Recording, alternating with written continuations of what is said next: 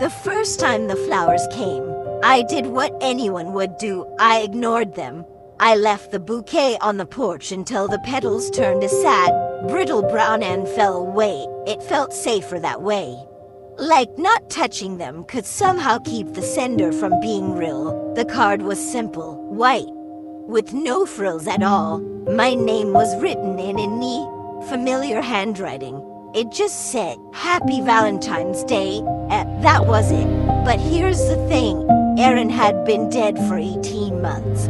We dated for 3 years back in our early 20s. It was the kind of relationship people call intense when what they really mean is exhausting. He was attentive to the point of obsession, affectionate in ways that felt flattering at first, until they just didn't. When I finally ended it, he didn't scream or beg.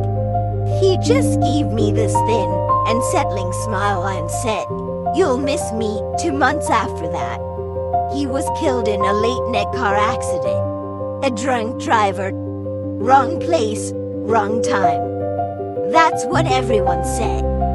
I cried at his funeral. I truly did.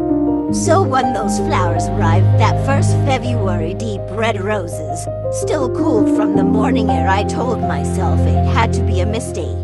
A cruel coincidence. Maybe a florist had an old order on fall. I threw the card away and tried to forget. The next year, they came again. This time, I was home when the doorbell rang. Just one short buzz. By the time I got to the door, no one was there. Just a box on the mat, tulips, yellow and white. They were so fresh that dew still clung to the leaves. The card read, I didn't forget.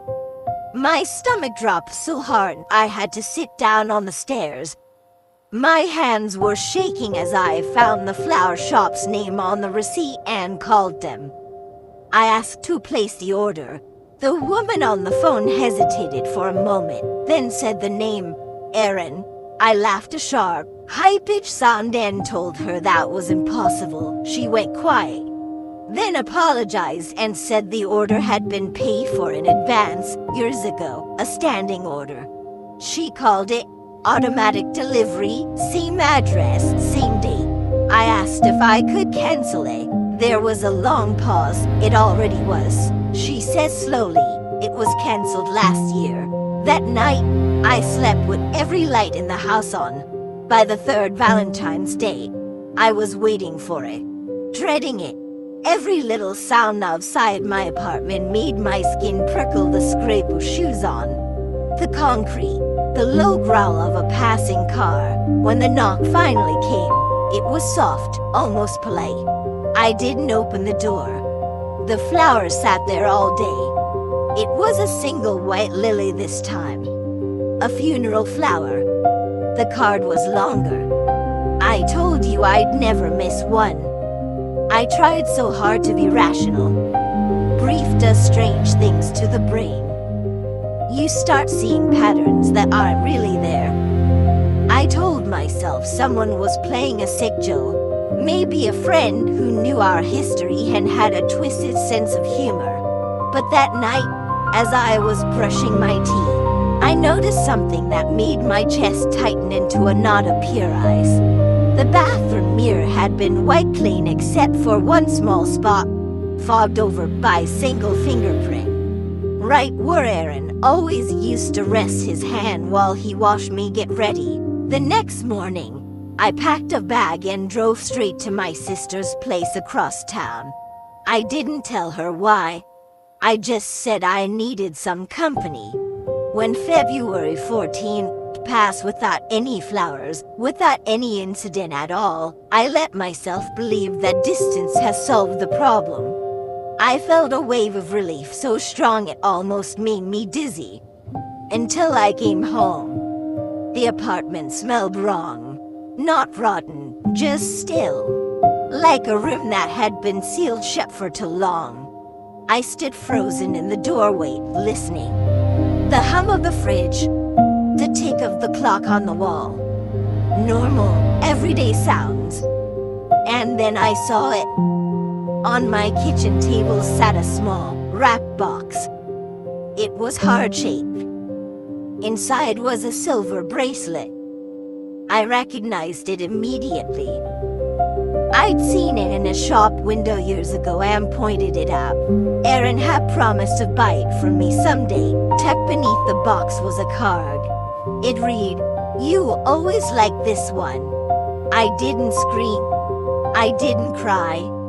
I just backed away, locked myself in the bathroom, and slid down the door until the cold towel pressed into my spine. My phone buzzed in my hand. It was a notification from my building security app. Motion detected. Front door, 12:04 a.m. The timestamp was from the night before, while I was supposedly safe at my sister's. I moved out a week later, a different building, a totally different neighborhood. I changed my number and blocked every old contact I could think of. I didn't tell a single soul where I was going. For the first time in years, February came and went without flowers. The relief was so absolute that I almost felt stupid for how scared I'd been. Maybe it was over. Maybe I was finally free. Then, the following winter, a package arrived at my new place. There was no return address, no postage date. Just a plain brown box. Inside was a photograph. It showed the front door of my old apartment, the one I'd left behind a year ago. And on the mat sat a familiar box of flowers. I flipped the photo over. On the back, written in that same neat, careful handwriting, were 4 words. Some promises stay. This morning, Valentine's Day, I woke up to the sound of my doorbell. One short, sharp buzz. I haven't opened it.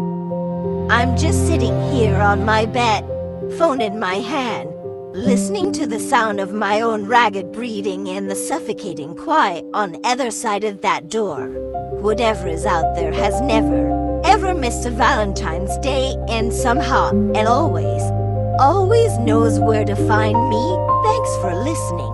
If you enjoy this story, make sure to like and subscribe for more. Stay safe out there.